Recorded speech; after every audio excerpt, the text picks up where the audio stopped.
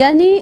دھوکہ بہرحال دھوکہ ہے، چاہے آپ وہ کسی انفرادی حیثیت میں آپ دیں یا پھر آپ کسی بڑے اعتبار سے یعنی اجتماعی اعتبار سے کسی کو دھوکہ دیں، کسی کو فریب میں مبتلا کریں، کسی کو وہ بات نہ بتائیں جو سچائی پر مبنی ہے، اسے ایسی بات بتائیں جس میں اس کا فائدہ نظر آئے، کیونکہ زیادہ تر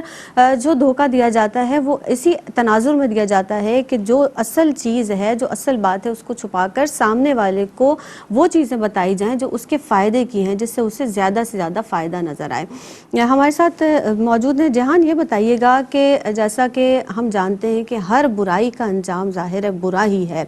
دھوکہ اور فریب کے نقصانات کیا ہیں؟ ہم دھوکہ اور فریب دنیا میں ہو سکتا ہے کامیاب ہو جائیں، لیکن آخرت میں اس کامیابی بہت ناممکن ہے، تو یہ فرمائیے گا کہ دنیاوی اعتبار سے اخروی اعتبار سے اس کے کیا نقصانات ہیں اور اس کا انجام تو برا ہی برا ہے، اس کے انجام کو آپ کیسے دیکھتی ہیں؟ فرمائیے گا۔ اعوذ باللہ من الشیطان الرجیم، بسم اللہ الرحمن الرحیم۔ اللہ تعالیٰ قرآن حکیم میں فرما رہے ہیں وَإِن يُرِيدُوا أَن يَخْدَعُوكَ فَإِنَّ حَسْبَكَ اللَّهُ هُوَ الَّذِي أَيَّدَكَ بِنَصْرِهِ وَبِالْمُؤْمِنِينَ۔ سورۃ الانفال کی یہ آیت ہے، اس میں جو اشارہ ہے وہ غزوۃ بدر کے اوپر ہے، بیسکلی یہ اشارہ تو، لیکن اس کو اگر اس نظریے سے دیکھا جائے کہ وَإِن يُرِيدُوا خِدَاعَكَ، اگر وہ آپ مطلب خداع کرنا چاہ رہے ہیں کوئی بھی لوگ، یعنی کہ اگر کسی کو اس کو ایک یعنی کہ جنرل حساب سے اگر دیکھا جائے کہ اگر کوئی بھی آپ کو دھوکہ دینا چاہ رہا ہے اور اگر اللہ نے نہیں چاہا ہے تو ویسے بھی آپ کو اس کا کوئی نقصان تو پہنچے گا نہیں، اور جو دھوکہ دے رہا ہے وہ بیسکلی اپنے ہی آپ کو دھوکہ دے رہا ہے اس چیز کا کہ وہ ایک ایسی فانی چیز کے پیچھے بھاگ رہا ہے جو کہ کبھی نہ کبھی ختم ہو جائے گی، اور اللہ تعالیٰ جو ہے وہ مؤمنین کا ہی ساتھ دیں گے ان دی اینڈ۔ تو پھر اب اس میں عواقب جو ہیں وہ کیا ہیں؟ دنیاوی عواقب جو ہیں وہ اس میں یہ ہے کہ انسان کی اب اسی چیز سے اگر اس کو سمجھا جائے تو انسان کی سب سے پہلے اپنی راحت اور طمأنینت جو دل کی ہے وہ اس کی ختم ہو جائے گی، یعنی کہ اس کا دل جو ہے وہ مریض ہو گیا، یعنی کہ اس کا دل بیمار ہو گیا ہے، تو وہ دوسروں کو دھوکہ دینے کی کوشش کر رہا ہے، دوسروں کو نقصان پہنچانے کی کوشش کر رہا ہے، لیکن یہ کہ نقصان ان کو پہنچے گا نہیں اگر اللہ تعالیٰ نے چاہا نہیں ہوگا، تو یہ پھر یعنی کہ وہ اپنے آپ کو ہی دھوکہ دے رہا ہے۔ تو حدیث شریف میں آ رہا ہے دع ما یریبک الی ما لا یریبک، یعنی کہ اپنے آپ کو شک میں مبتلا نہیں کرو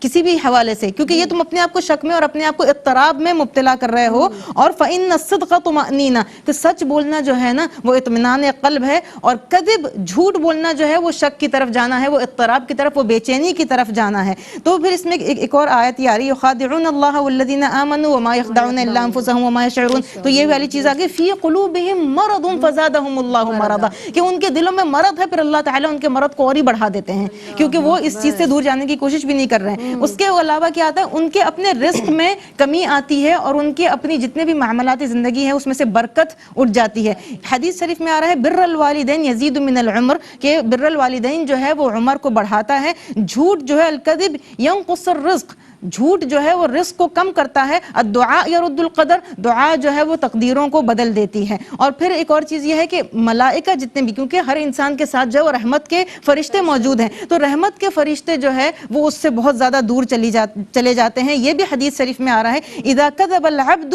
یتباعد الملک عنہ میلا من نتن ما جاء به، کہ اگر کوئی انسان جھوٹ بولتا ہے نا، کیونکہ خداع کے ساتھ ایک صفت مقترن ہے جھوٹ کی، اس کے بغیر تو ہو ہی نہیں سکتا کہ آپ کسی کو دھوکہ دیں، یہ چیز تو لازمی ہے۔ تو کذب کا اس میں آ رہا ہے کہ اگر کوئی اللہ کا بندہ اگر جھوٹ بولتا ہے تو ملائکہ اس سے اتنا دور چلے جاتے ہیں، کیونکہ اتنی خراب چیز اس کے پاس سے، مطلب ان کو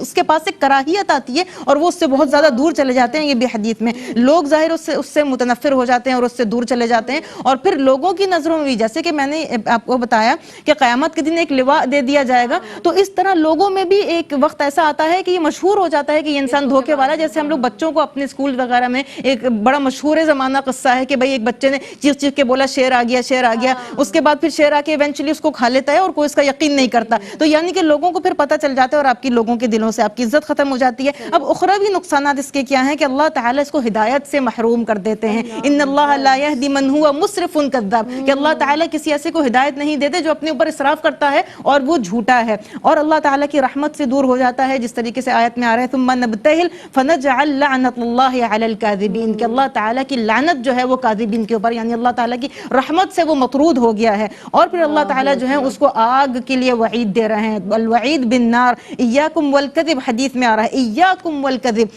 کہ تم لوگوں کو میں خبردار کرتا ہوں کہ تم لوگ جھوٹ مت بولو. جھوٹ کیوں نہیں بولو؟ فَإِنَّهُ يَهْدِي إِلَى الْفُجُورِ, کہ وہ فجور کی طرف تم لوگوں کو لے کر جائے گا. فجور کا مطلب ہے سوء الخاتمہ یا میل عن الحق, یعنی کہ حق سے اگر کوئی انسان انحراف کر لیتا ہے تو وہ فجور ہے. جھوٹ آپ کو بیسکلی حق کی طرف سے بھٹکا دیتا ہے, اور جو ہے وہ آپ کو آہستہ آہستہ جو ہے وہ جہنم کی آگ کے قریب لے کر جا رہا ہے. پھر ایک وقت ایسے یہ حدیث کا ہے وَمَا يَزَالُ الْعَبْدُ يَتَحَرَّى الْكَذِبِ, کہ جب تک انسان جھوٹ بولتا رہتا ہے, جھوٹ بولتا رہتا ہے, ایک وقت ایسا آتا ہے کہ اللہ تعالیٰ کی کتاب میں یہ چیز لکھ دی جاتی ہے کہ وہ کذاب ہے, تو پھر وہ جھوٹا ہی اللہ تعالیٰ کی کتاب میں لکھ دیا جاتا ہے. تو اس سے زیادہ سوء الخاتمہ تو کوئی ہو نہیں سکتا ہے. اور ایک کہاوت ہے عربی کی, من قل صدقہ قل صدیقہ, کسی کا اگر سچ کم ہو جاتا ہے, صدق اور صدیق, صدیق مطلب دوست, کسی کا اگر سچ کم ہو جاتا ہے تو اس کے چاہنے والے بھی کم ہو جاتے ہیں. اگر دنیا میں اس کے چاہنے والا کم ہے تو اس کی یہ بھی ایک نشانی ہے کہ اللہ تعالیٰ بھی اس سے ناراض ہو گئے ہیں, کیونکہ اگر اللہ تعالیٰ راضی ہیں تو لوگوں کے دلوں میں عزت ضرور دے گا اللہ تعالیٰ, لوگوں کے دلوں میں رعب بھی آئے گا آپ کا, لوگ آپ کے سامنے جو ہے وہ مطلب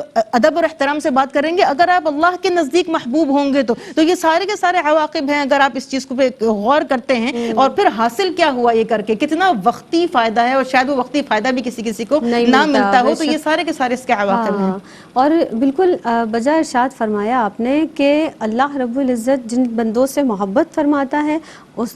لوگوں کے دلوں میں بھی اس کی محبت ڈال دیتا ہے. اور جب اللہ کے ہاں اس کو جھوٹا لکھ دیا جائے تو آپ سوچئے کہ اس کی تو خواری دنیا میں بھی ہے اور آخرت میں بھی یقینی ہے. ایک وقفے پر جناب ہمیں جانا ہے, جب ہم لوٹیں گے تو ہم یہ جانیں گے کہ دھوکہ فریب سے کیسے بچیں. انشاءاللہ تعالی مہمان شخصیات ہمارے ساتھ موجود ہیں. اپنی قومی ایئر لائن PIA سے سفر کریں اور ہر سفر پر گولڈ سیو کریں. اپنے ملک اور اداروں کی ترقی میں ساتھ نبھائیں. آؤ مل کر بنائیں پاکستان.